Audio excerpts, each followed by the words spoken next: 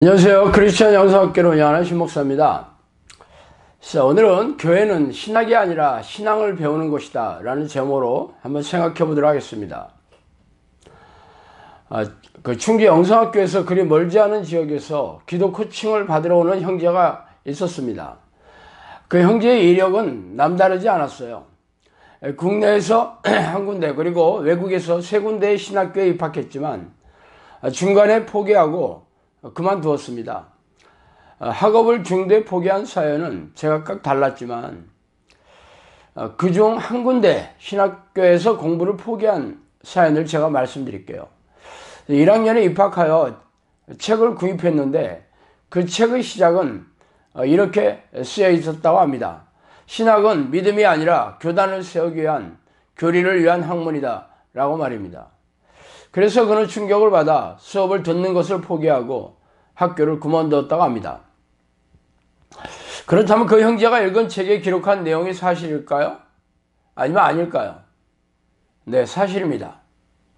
교단을 만들려면 가장 먼저 하는 일이 신학교를 세우는 일이죠. 그래서 신학교에서 학생들을 배출시키고 목사 안수를 주어 교회를 세우게 합니다. 그러므로 신학교는 교단의 교리를 충실하게 반영하는 그런 목회자를 양성하는 곳인 셈이죠. 제가 신학교에 다닐 때 읽었던 교재 중에서 그 형제가 보았다는 구절을 본 적은 없어요. 그렇지만 그 교재에 적혀 있는 대로 신학은 믿음을 길러주는 교재가 아닙니다. 그렇다면 신학교를 졸업한 목회자들이라고 견고한 믿음의 소유자일 거라는 생각은 허상이며 목사라고 교인들의 믿음을 견고하게 길러주는 전문가가 아니라는 뜻이죠. 물론 저의 주장에 동조하는 목회자는 단 한 명도 없을 것입니다.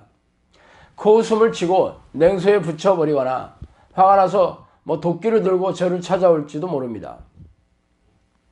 저의 주장이 사실인지 아닌지 재는 잣대는 그들이 심호하는 교회의 교인들이 바로 그 증거입니다. 교인들의 믿음의 수준은 그들을 훈련시키고 양육시킨 목회자들의 능력을 고스란히 반영하기 때문입니다. 그렇다면 교인들의 믿음의 증거는 어떻게 잴 수 있을까요? 목회자들은 교회에서 열리는 예배에 빠짐없이 참석하고 11조를 성실하게 드리며 각종 교회 봉사를 열정적으로 하면 신앙에 합격점을 주고 새벽 예배에 참석하면 가산점을 주며 최고의 믿음이라고 지켜 세워줍니다.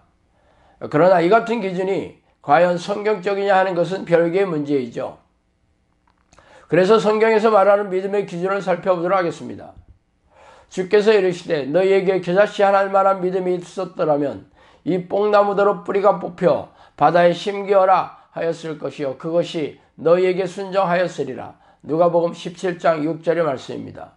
믿는 자들에게는 이러한 표적이 따르리니 곧 그들이 내 이름으로 귀신을 쫓아내며 새 방언을 말하며 뱀을 집어올리며 무슨 독을 마실지라도 해를 받지 아니하며 병든 사람에게 손을 얹은 적 나으니라 하시더라. 마가복음 16장 17절 18절 말씀입니다. 이렇게 예수님이 말씀하시는 믿음의 잣대는 분명하죠. 기적을 부르는 기도의 능력을 보여주어야 한다는 것입니다. 그러나 이 같은 예수님의 말씀은 수많은 목회자들을 곤경에 빠뜨리고 있습니다. 믿음에 관한 한 사범의 수준에 올라 교인들의 신앙을 길러주는 위치에 있지만 정작 자신들도 예수님이 말씀하시는 믿음의 기준을 충족시키지 못하기 때문입니다. 그러므로 이 같은 잣대를 교인들에게 들이댈리는 만무하죠.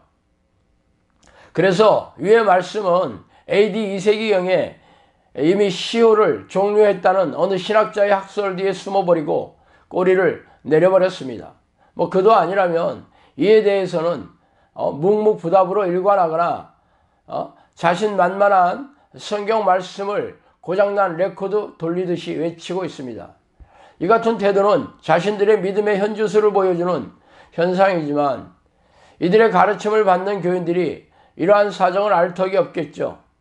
그래서 목사들이 말하는 대로 자신들은 이미 예수를 입으로 시인하고 교회에 나온 신앙행위가 이미 천국에 들어가는 증거라고 못 박아버리고 더 이상의 논쟁을 허용치 않고 있습니다. 그렇다면 신학자의 학설이 예수님의 말씀 위에 있다는 것이고 목사들의 주장이 예수님의 말씀을 능가하는 것이 아니고 무엇이겠습니까? 이처럼 폐역하고 신성 모독하는 일이 교회 안에서 버젓이 일어나고 있지만 아무도 이의 심각성을 눈치채지 못하고 있으니 희한한 일입니다. 기적을 불러일으키는 믿음이 없어도 천국만 들어갈 수 있다면 성공한 신앙인임에 틀림이 없겠죠. 하나님이 천국에 들어가는 잣대로 믿음의 수준을 재고 계십니다. 그래서 자꾸의 우리네 교회의 믿음이, 우리네 교인들의 믿음이 천국의 자격을 보장해 주고 있습니까? 그들은 목사들이 말하는 성경의 근거를 철석같이 믿고 있죠. 자꾸의 우리네 교회에서 말하는 성경의 근거는 대략 4가지입니다. 사람이 마음으로 믿어 의에 이르고 입으로 시인하여 구원에 이르느니라. 로마서 10장 10절 말씀이죠. 또한 영접하는 자 곧 그 이름을 믿는 자들에게는 하나님의 자녀가 되는 권세를 주셨으니 요한복음 1장 12절 말씀입니다. 또 성령이 아니고는 누구든지 예수를 주라고 할 수 없느니라. 고린도전서 12장 3절 말씀이죠. 또 내가 너희를 고아와 같이 버려두지 아니하고 너희에게 오리라. 요한복음 14장 18절 말씀입니다. 먼저 로마서의 말씀은 입으로 시인하여 구원에 이르기 전에 마음으로 믿어 의인으로 인정함을 받아야 한다고 조건을 달고 있습니다. 말하자면 그 믿음의 진정성을 하나님으로부터 인정받아야 된다는 거죠. 그러나 가슴으로 믿으면 하나님이 기뻐하시는 의인의 모습을 삶에서 보여주어야 할 것입니다. 단지 입으로 내뱉는다고 의인의 증거가 나타나지 않을 것입니다.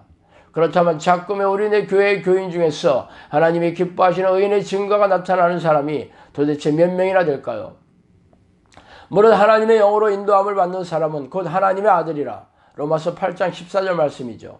또 누구든지 예수를 하나님의 아들이라 시인하면 하나님이 그의 안에 거하시고 그도 하나님 안에 거하느니라. 요한일서 4장 15절 말씀입니다. 또한 하나님의 자녀가 되려면 입으로 영접하는 것에 그치지 않고 성령으로 인도함을 받아야 하며 하나님의 그의 안에 계시다는 증거를 보여줘야 합니다. 하나님의 안에 계신 하나님의 자녀는 무엇을 구하든지 응답하시겠다고 약속하셨죠. 그렇다면 교인들이 구하는 기도가 죄다 응답이 되는지 잘 살펴보시면 성령이 안에 계신지 금세 알 수 있을 것입니다. 또한 예수를 주라고 시인하는 능력으로 성령이 자신 안에 있기 때문이라는 것도 이와 다르지 않죠. 주라고 시인하는 것은 지식으로 알고 입으로 내뱉는 것이 아니라 가슴으로 내려와 행위로 나타나야 합니다. 이 행위는 자기를 부인하고 자기 십자가를 지고 자기 목숨도 기꺼이 버리는 제자의 태도를 보여줘야 하죠. 그러나 교회 마당을 밟는 희생적인 신앙 행위로는 턱도 없을 것입니다. 교회가 아니라 삶의 현장에서 주일이 아니라 평일에 교회의 예배의식에 참석하는 게 아니라 하나님이 기뻐하시는 살아있는 제물이 되어 예배의 삶을 직접 드러내어 주어야 합니다. 또한 예수님을 우리를 고아처럼 버려두지 아니하기 때문에 하나님을 찾아오도록 기회를 주십니다. 그러나 기회를 잡는 것은 오직 자신의 몫이죠. 하나님은 사람이 할 일을 대신 해주시는 분은 아닙니다. 이처럼 우리가 알고 있는 바와 다르게 목회자들이 신학교를 졸업하여 교회 지도자가 되었다고 견고한 믿음을 양육시키는 전문가가 된 것은 아닙니다. 신앙 양육의 전문가가 되려면 신학교를 졸업해서 되는 것이 아니라 성령이 내주하는 기도와 말씀에 영적 습관을 들여 성령과 동행하는 삶을 살아야 가능합니다. 그래서 성령의 능력을 보유하여야 비로소 제자를 양육하는 능력을 보유하게 되겠죠. 그러나 아쉽게도 우리네 교회에서는 신학교를 졸업하고 목사 안수를 받으면 신앙의 전문가로 착각하고 있습니다. 그래서 우리네 교회가 영적 침체의 길로 빠지고 있는 이유이죠. 신학자의 학설이 예수님의 말씀 위에 있기 때문입니다. 자, 오늘은 여기까지 하겠습니다. 감사합니다.